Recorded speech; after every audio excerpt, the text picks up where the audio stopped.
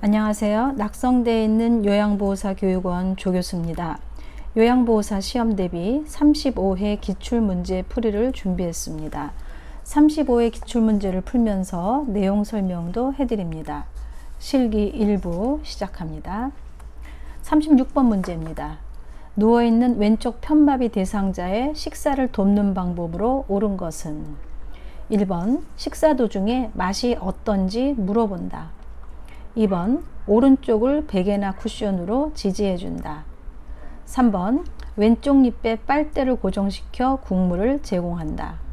4번 음식을 반 정도 삼키면 닿은 음식을 넣어준다.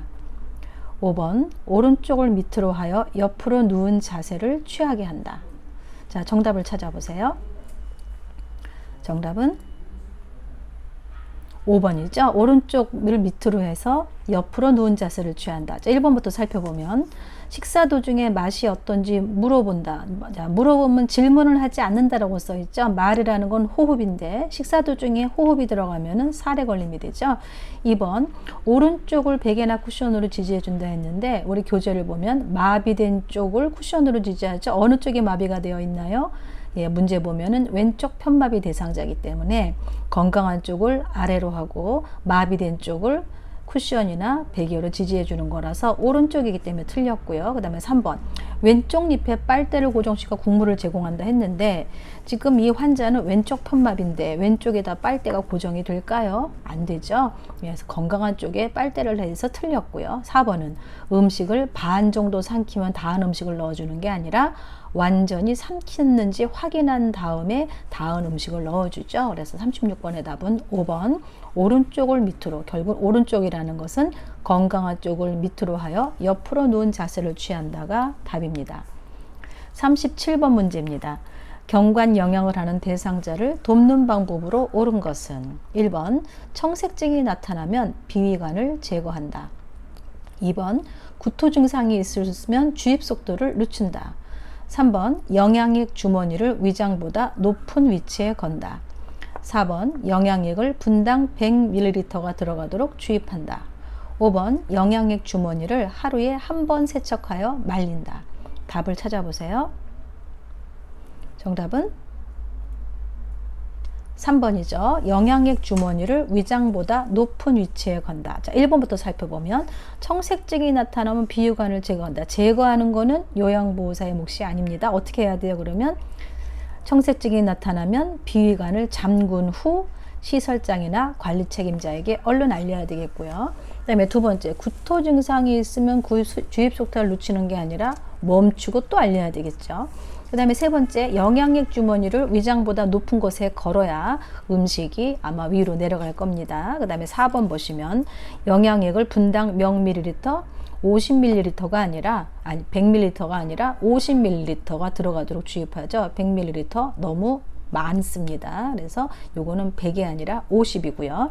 그 다음에 5번 영양액 주머니를 하루에 한 번 세척하는 게 아니라 매번 먹을 때마다 매번 깨끗이 씻어서 말린 후에 사용하는 게 맞죠.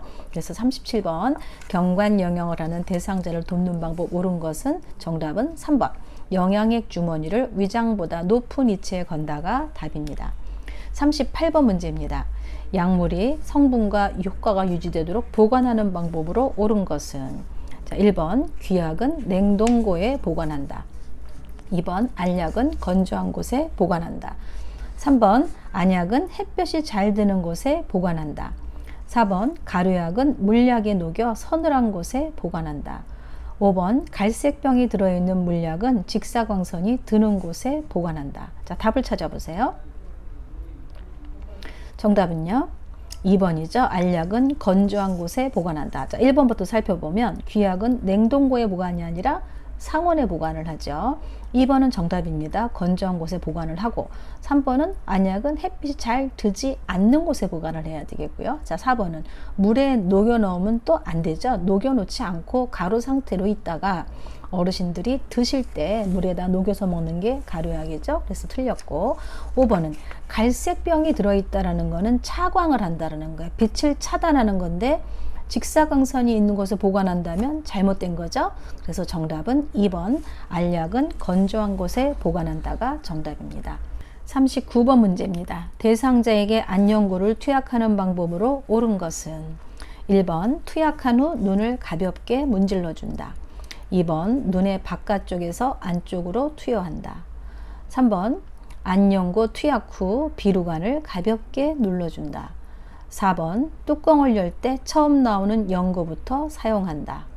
5번 눈꺼풀 밖으로 나온 연고는 생리식염수를 적신 멸균솜으로 닦아낸다. 답을 찾아보세요. 자, 정답은 5번이죠. 눈꺼풀 밖으로 나온 연고는 생리식염수를 적신 멸균솜으로 닦아낸다가 답인데, 자, 1번부터 살펴보면요. 투약한 후 눈을 가볍게 문질러 주는 게 아니라 어떡하죠? 투약한 후 눈을 감고 안구를 움직여야 되고, 자, 안연고를 투여할 때는 눈의 바깥쪽에서 안쪽이 아니라 안에서 바깥쪽이라서 순서가 바뀌었죠. 3번은 안연고 투약 후 비루관을 눌러주는 게 아니라 안약, 물약을 투약한 다음엔 비루관을 가볍게 눌러주는 거라 안연고가 틀렸고요. 그 다음에 4번 뚜껑을 열 때 처음 나오는 연고부터 사용하면은 그게 이제 뭐 굳거나 오염됐을 수 있죠. 그래서 꺼주를 닦아 버린 다음에 사용하는 거라 그것이 틀렸습니다. 근데 5번 눈꺼풀 밖으로 나온 연고는 생리식염수 적신 멸균솜으로 닦아낸다. 맞죠? 그래서 39번의 정답은 5번 눈꺼풀 밖으로 나온 연고는 생리식염수를 적신 멸균솜으로 닦아낸다가 정답입니다. 40번입니다. 정맥주사 바늘을 제거한 부위를 알코올솜으로 비비지 않고 누르는 이유는 1번 통증 감소, 2번 부종 예방, 3번 흉터 예방, 4번 피멍 발생 예방, 5번 양불 흡수 촉진. 답을 찾아보세요. 정답을 4번이죠. 피멍 발생 예방. 자, 정맥주사 바늘을 제거하면 그 혈관에 구멍이 뚫릴 건데 거기에다 알코올솜으로 문지르면은 피멍이 들어요. 그래서 알코올솜으로 1 내지 2분간 지그시 눌러주는 거죠. 요거는 238페이지에 꼭 알아두게 나와 있는 내용입니다. 본문에는 아마 안 실려 있어서 뭐지 하시는 분도 있었을 텐데 꼭 알아두게 보면 이 내용이 정확하게 나와 있습니다. 41번입니다. 거동이 불편한 대상자가 화장실을 안전하게 사용하도록 돕는 방법으로 옳은 것은 1번 변기 옆에 안전 손잡이를 설치한다. 2번 용본을 마칠 때까지 다른 용물을 본다. 3번 화장실은 눈이 부시지 않도록 조명을 어둡게 한다. 4번 화장실 앞에 화분을 놓아 화장실 위치를 표시한다. 5번 밤에는 수면에 방해되지 않도록 화장실 표시등을 꺼둔다. 답을 찾아보세요. 자, 정답은 1번이죠. 변기 옆에 안전손잡이 설치한다. 자, 2번부터 살펴보면 용변을 맞을 때까지 다른 용물을 본다면 어르신의 어떤 위험한 상황이 벌어졌을 때 대처할 수가 없죠. 요양보호사는 손을 뻗어서 닿을 수 있는 만큼의 위치에서 필요하면 즉각적으로 도와주는 그 위치에 계셔야 돼서 다루는 걸 하면 안 됩니다. 그 다음에 3번을 보면 화장실을 눈이 부시지 않도록 조명을 어둡게 한다. 화장실 조명은 밝아야 되겠고요. 그 다음에 4번째, 화장실 앞에 화분을 놓는다라는 거는 굉장히 위험하죠. 예, 바닥에 뭘 놓으면 안 되고, 그 다음에 밤에는 수면이 방해되지 않도록 화장실 끄는 게 아니라 화장실 표시등은 밤에도 켜둔다예요. 그래서 정답은 1번 변기 옆에 안전 손잡이를 설치한다가 답입니다. 42번입니다. 침대에서 누워 지내는 대상자의 침상 배설을 돕는 방법은 1번 배변 후 물티슈로 닦고 바로 옷을 입힌다. 2번 뒤처리할 때 뒤쪽에서 앞쪽으로 닦아준다. 3번 항문이 변기 중앙에 위치하도록 데워준다. 4번 배에 힘을 주기 쉽도록 침대 머리를 낮춰준다. 5번 배설물에 피가 섞여 나오면 대상자에게 확인시킨 후 버린다. 답을 찾아보세요. 정답은 3번이죠. 항문이 변기 중앙에 위치하도록 데워준다. 1번부터 보시면 배변은 물티슈로 닦고까지는 맞는데 바로 옷을 입히면 습기가 남아있어요. 물티슈로 닦고 마른 수건으로 물기를 제거한 후 옷을 입힌다가 맞겠고요. 자, 두 번째, 뒤처리할 때는 뒤쪽에서 앞쪽이 아니라 앞쪽에서 뒤쪽이 되겠고요. 3번은 항문이 변기 중앙에 위치하도록 되어줘야 침상에 배설물이 묻지 않겠죠. 그래서 이게 정답이고요. 4번은 배에 힘을 주기 쉬우려면 침대 머리를 높여줘야지 힘을 줄 수 있겠죠. 그래서 낮춰주는 게 틀렸고, 그 다음에 5번 배설물에 피가 섞여 나오면 대상자에게 확인시킨 후 버리나요? 예, 배설물에 문제가 생겼다면 배설물을 버리지 않고 시설장이나 간호사에게 직접 보여주거나 그 양상을 정확하게 기록해서 보고해야 되는 게 그 방법입니다. 그래서 42번의 답은 3번 항문이 변기 중앙에 위치하도록 되어준다가 답입니다. 43번 문제입니다. 대상자가 이동변기에 배설할 때 돕는 방법으로 옳은 것은, 자, 1번 변기통 안에 화장지를 깔아둔다. 2번 배설물을 아침 저녁으로 처리한다. 3번 이동변기의 높이는 침대보다 높게 한다. 4번 이동변기 옆에 미끄럼 방지 매트를 깔아준다. 5번 두 발이 바닥에 닿지 않게 이동변기에 앉힌다. 자, 답을 찾아보세요. 자, 정답은요 1번이죠. 변기통 안에 화장지를 깔아둔다. 왜요? 예, 소리가 나면 부끄러우니까 화장지를 깔아주거나 TV나 라디오를 틀어준다 이렇게 되어 있죠. 자, 2번은 또 뭐가 들렸냐면 배설물을 아침 저녁으로 처리한다면 냄새가 나고 지저분할 수 있어요. 어떻게 해야 되죠? 즉시 버리고 환기한다가 맞겠고, 자 3번은 이동변기 높이를 침대 높이랑 같게 해야 되기 때문에 높게 하는 게 틀렸고요. 4번은 이동변기 옆에 미끄럼 방지 매트를 깔아주는 게 아니라 밑에 미끄럼 방지를 깔아줘야 되기 때문에 그게 틀렸습니다. 그 다음에 5번 두 발이 바닥에 닿아야 안전하죠. 그래서 저번에도 이 두 발이 닿는 그림 문제가 시험에 나온 바도 있는데 어디에 앉든 일어서기 쉽게 하기 위해서 바닥에 잘 닿아야 돼요. 그래서 43번의 답은 1번 변기통 안에 화장지를 깔아둔다가 답입니다. 44번 문제입니다. 기저귀를 사용하는 대상자를 돕는 방법으로 옳은 것은, 자 1번 기저귀를 하루에 3번 교환한다. 2번 둔부에 발적이 있으면 연고를 발라준다. 3번 오염된 기저귀는 바깥면이 보이도록 말아서 버린다. 4번 바지를 내린 후 면 덮개를 덮고 기저귀를 교환한다. 5번 허리를 들 수 없으면 엎드린 채로 기저귀를 교환한다. 자, 뭐가 답일까요? 정답은 3번이죠. 오염된 기저귀는 바깥면이 보이도록 말아서 버린다. 자, 1번부터 설명드리면 기저귀를 하루에 3번만 교환할까요? 예, 배뇨, 배변 시간에 맞춰서 자주 살펴보고 젖었다면 속히 갈아주어서 예, 피부가 깨끗하고 문제가 생기지 않도록 해야 되는 게 옳은 방법이고요.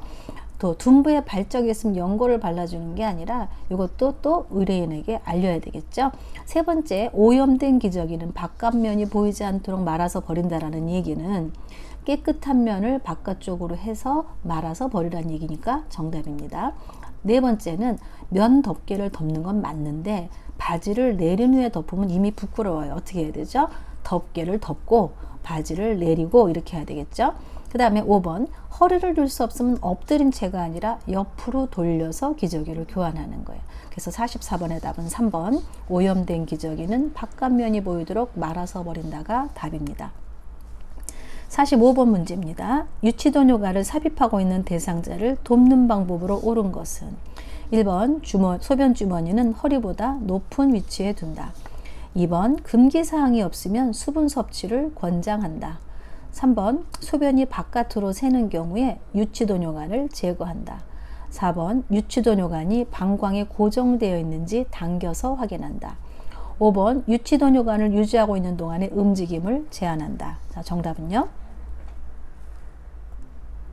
2번이죠. 금기사항이 없으면 수분 섭취를 권장한다. 자, 1번은 뭐가 틀렸냐면 소변 주머니는 허리보다 높은 위치가 아니라 낮은 위치에 둬야 역류를 하지 않겠죠. 그래서 항상 소변 주머니는 이 방광의 위치보다 낮은 위치 이렇게 돼 있고, 그 다음에 두 번째는 맞아요. 금기사항이 없다면 수분을 섭취하셔야 되겠고, 세 번째는 소변이 밖으로 나오면 우리가 제거하지 않습니다. 어떻게 해야 돼요? 시설장이나 간호사에게 알린다가 맞겠고, 자, 네 번째는 방광이 고정되어 있는지 확인하고 싶지만 당기면은 요도 점막이 손상될 수 있기 때문에 우리는 당기지 않습니다. 그리고 유치도 뇨관을 유지하셔도 움직일 수 있어요. 잠그고 다니고 다시 자리에 돌아오면 잠금 장치를 풀고 주머니를 방광의 깊이보다 내려놓고 하면 되거든요. 그래서 정답은 2번 금기사항이 없으면 수분 섭취를 권장한다가 답입니다. 46번입니다. 대상자의 구강청결을 돕는 방법으로 옳은 것은? 자, 1번 입안을 닦아낼 때는 목젖까지 닦는다. 2번 일회용 스펀지에 치약을 묻혀 닦는다.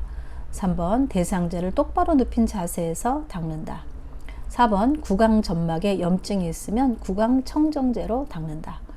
5번 위쪽 잇몸과 이를 닦은 후 아래쪽 잇몸과 이를 닦는다. 자, 답을 찾아보세요. 정답은 5번이죠. 위쪽 잇몸과 이를 닦은 후 아래쪽 잇몸과 이를 닦는가 답인데, 자 1번부터 보시면 입안을 닦을 때 목젖까지 닿는다면 너무 깊숙하게 닦으면 어때요? 구토나 질식의 우려가 있기 때문에 목젖까지 닦는 건 올바르지 않습니다. 그리고 일회용 스펀지에 치약을 묻히는 게 아니라 물을 묻히죠. 그 다음에 3번 대상자를 똑바로가 아니라 상반신을 높여서 닦아야 되겠고, 그 다음에 구강전병에 염증이 있어 구강청조를 쓰라리고 아프겠죠. 예. 그래서 시설장이나 간호사에게 보고를 해야 되는 거죠. 이상 증상이 있으면. 그래서 46번의 정답은 5번 윗몸과 위쪽 받고 아래쪽. 모든 구강청결은요 위쪽 그 다음에 아래쪽이요. 틀니도 윗니 아랫니, 뺄 때도 윗니 아랫니, 낄 때도 윗니 아랫니. 모든 구강청결에서 이런 얘기가 나오면 위쪽을 하고 아래쪽이다 생각하시면 그게 답입니다. 47번입니다. 두발 전용 세정제를 사용해서 대상자의 머리를 청결하게 하는 방법으로 옳은 것은? 자, 1번 보시면 머리를 물로 적신 후 두발 전용 세제를 충분히 발라준다. 2번 두발 전용 세정제를 바른 후 거품이 나게 마사지한다. 3번 따뜻한 물로 머리때와 기름기를 씻어낸다. 4번 두발 전용 세정제를 사용한 후 린스로 헹군다. 5번 젖은 수건으로 충분히 닦아준다. 자, 답을 찾아보세요. 정답은 2번이죠. 두발 전용 세정제를 바른 후 거품을 나게 마사지한다. 자, 이거는 뭐냐면 물을 사용하기 힘든 대상자, 물을 사용하기 어려운 상황이나 신체적으로 엄청 힘드신 분들을 머리를 감기려 할 때, 세척하려 할 때는 방법이기 때문에 1번 머리를 물로 적시지 않죠. 물이 없어도 머리카락을 깨끗하게 할 수 있는 거기 때문에 물로 적신다면 두발 전용 세제를 할 필요가 없습니다. 그래서 2번은 맞아요. 두발 전용 세정제를 바른 후 거품이 나게 마사지를 하고, 그다음에 세 번째는 따뜻한 물로 하는 게 아니라 거품이 있는 거가 바로 그 거품이 머리때와 기름기를 씻어내는 역할을 하고 있고, 두발 전용 세정제를 사용 린스로 헹군다. 이것도 또 물이 닿는 거니까 필요 없는 행위죠. 그다음에 5번 이게 거품을 뭘로 닦아내냐면 젖은 수건이 아니라 마른 수건으로 충분히 닦아줘요. 그래서 이 모발이 많이 더러워졌다면 이 똑같은 방법을 여러 번 반복하면 두발이 세척이 되는 거죠. 그래서 47번의 답은 2번 두발 전용 세정제를 바른 후 거품이 나게 마사지를 하고 마른 수건으로 충분히 닦아주는 게 맞습니다. 그래서 답이 2번이에요. 48번 문제입니다. 대상자의 침상 세면을 돕는 방법으로 옳은 것은? 1번 침대를 수평으로 하여 눕힌다. 2번 눈곱이 있는 눈을 먼저 닦는다. 3번 코, 뺨, 눈, 귀, 목 순서로 닦는다. 4번 면봉으로 귀 안쪽을 깊숙이 닦는다. 5번 코털이 코 바깥으로 나와 있으면 닦아준다. 정답은요? 5번이에요. 코털이 코 밖으로 나와 있으면 깎아준다가 답인데, 1번부터 보면 침대를 수평이 아니라 침대 머리를 높여서 가능하면 대상자를 앉히는 게 맞는 거고, 두 번째는 눈곱이 있는 쪽이 아니라 눈곱이 없는 쪽부터 닦아주죠. 그 다음에 세 번째 세면의 그 순서는 눈, 코, 뺨, 입, 이마, 귀, 목 순서예요. 눈 제일 먼저 닦고, 그 다음에 코 닦고, 뺨 닦고, 입 닦고, 이마, 귀, 목 해서 가운데 있는 부분, 눈, 코, 뺨이, 눈, 코, 입이 가운데 있잖아요. 그 다음에 가장자리, 이마, 귀, 목 순서로 하시면 되겠고요. 그 다음에 면봉을 닦는 건 맞지만 닦아내는 거지 안속 깊숙이 닦는 게 아니에요. 바깥으로 나온 것만 닦는 거고. 그래서 5번이 답이에요. 코털이 코 밖으로 나와 있으면 깎아준다. 이게 답입니다. 49번 문제입니다. 대상자의 목욕을 도울 때 따뜻한 물을 자주 뿌려주는 이유는 1번 피부 보습, 2번 체온 유지, 3번 각질 제거, 4번 염증 반응 감소, 5번 호르몬 분비 촉진. 자, 답을 찾아보세요. 정답은요 2번이죠. 체온 유지. 이 문제는 과거에도 많이 나왔던 문제입니다. 그 다음에 50번 문제입니다. 편마비 대상자의 하의를 갈아입히는 순서로 옳은 것은, 가나다라가 나오면서 순서를 찾는 건데, 가번 두 팔과 두 발을 바닥에 지지하고 엉덩이를 들어올리게 한다. 나 마비된 쪽을 벗긴다. 다 건강한 쪽을 벗긴다. 라 두 다리를 모아 무릎을 세운다. 자, 순서가 이렇게 쭉쭉쭉 나와 있는데, 자, 이럴 때는 문제를 어떻게 푸나요? 가나다라 옆에다가 1, 2, 3, 4를 내가 먼저 써야 돼요. 자, 그렇게 한번 풀어보세요. 자, 가나다라를 보고서 하려면 정신사 나오니까 제일 먼저 우리가 해야 되는 것은 하이 갈아피는 거에서 라번이 첫 번째예요. 두 다리를 모아 무릎을 세우고, 그 다음에 가번이죠. 두 팔과 두 발을 바닥에 지지하고 엉덩이를 들어올리게 한다. 그 다음에 어느 쪽을 벗겨요? 건강한 쪽을 벗기고 마비된 쪽을 벗기는 거. 그래서 정답은 라, 가, 다, 나예요. 상의 갈아입히는 순서는 많이 나왔었는데 하의 갈아입히는 순서는 거의 안 나왔었거든요. 자, 다시 우리가 첫 번째는 어떻게 한다고요? 두 다리를 모아서 무릎을 세우고, 그 다음에 두 팔과 두 발을 바닥에 지져서 엉덩이를 들어올리는 자세. 그 후에 어느 쪽부터 벗긴다고요? 건강한 쪽 벗기고 마비된 쪽 벗기고, 입힌다면은 마비된 쪽 입히고 건강한 쪽 입히고, 그렇죠? 그래서 이를 갈아입히는 순서에서는 벗긴단지 입힌단지를 잘 살펴보셔야 됩니다. 여기까지가 실기 일부 풀이였습니다. 자세한 내용은 제가 명시해드린 교재 페이지를 참고하시기 바랍니다. 감사합니다.